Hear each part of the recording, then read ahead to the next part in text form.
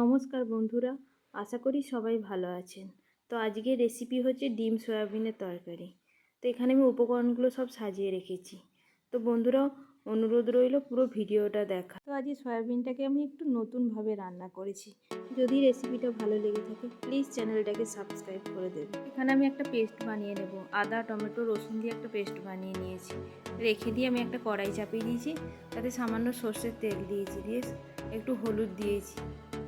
দিয়ে আমি যে আলুগুলো আগে থেকে কেটে রেখেছিলাম ডুমো ডুমো করে, ওগুলোকে দিয়ে দেবো। দিয়ে কিছুক্ষণ একটু ভেজে নেব আলুগুলো। তো আলুগুলো আমার ভাজা হয়ে গেছে। তো ওই তেলে দিয়ে আমি সয়াবিনগুলো দিয়ে দেব, দিয়ে একটু কিছুক্ষণ ভেজে নেব। বেশ কিছুটা সময় নাড়াচাড়া করে একটু ভেজে নিয়েছি।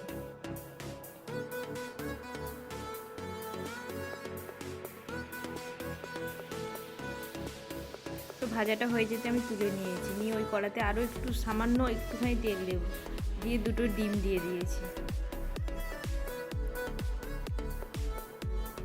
দিয়ে ডিমটাকে একদম নেড়ে চেড়ে একদম ঝুড়ো ভাজা করে নিয়েছি। দিয়ে নাবিয়ে রেখে দিয়ে আরও কিছুটা সর্ষের তেল দিয়ে দেব। দিয়ে আমি একটু চিনি দিয়ে দেবো। চিনি দিলে তরকারির টেস্টও ভালো হয় আর তরকারি কালারটাও ভালো আসে। একটা তেজপাতা দিয়েছি, একটা শুকনো লঙ্কা দিয়ে দিয়েছি, একটু গোটা গরম মশলাও দিয়ে দেব। একটু গোটা জিরে দিয়েছি। তো ফোড়নটা একটু ভাজা হয়ে যেতে আমি পেঁয়াজটা যে আগে থেকে পেস্ট করে রেখেছিলাম ওটাকে দিয়ে দেব। দিয়ে একটু নেড়ে চেড়ে নেব।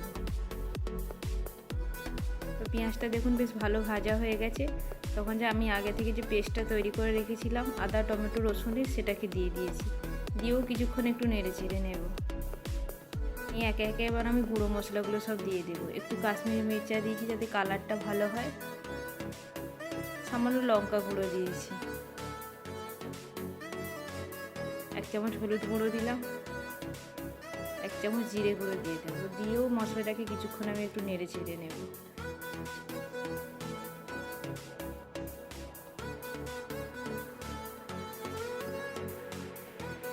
দেখুন মশলাটা বেশ ভালোভাবে কষা হয়ে গেছে। তখন আমি 1 চামচ নুন দিয়ে দেব। দেখুন একদম শুকনো শুকনো করে কষে নিয়েছি। নিয়ে যে আমি সয়াবিন আর আলুটা ভেজে রেখেছিলাম আগে থেকে, ওটাকে দিয়ে দেব। দিয়েও কিছুক্ষণ আমি একটু কষে নেব তরকারিটা। তো কষাটা আমার হয়ে গেছে, এবার আমি জল দিয়ে দেব। তো জলটা দিয়ে আমি সবগুলো ভালো করে একটু মিশিয়ে নিয়ে ঢাকনাটা দিয়ে আমি কিছুক্ষণ ফুটতে দেব।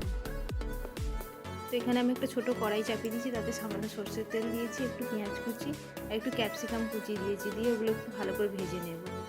তো কিছুক্ষণ পরে দেখলাম যে আলুটাও সেদ্ধ হয়ে গেছে, তরকারিটা বেশ মাখা মাখা হয়ে এসেছে। তো নামাবার আগে আমি ক্যাপসিকামটার পেঁয়াজটা যে ভেজে রেখেছিলাম ওটাকে দিয়ে দেব। দিয়েও কিছুক্ষণ একটু নেড়ে চেড়ে নেব।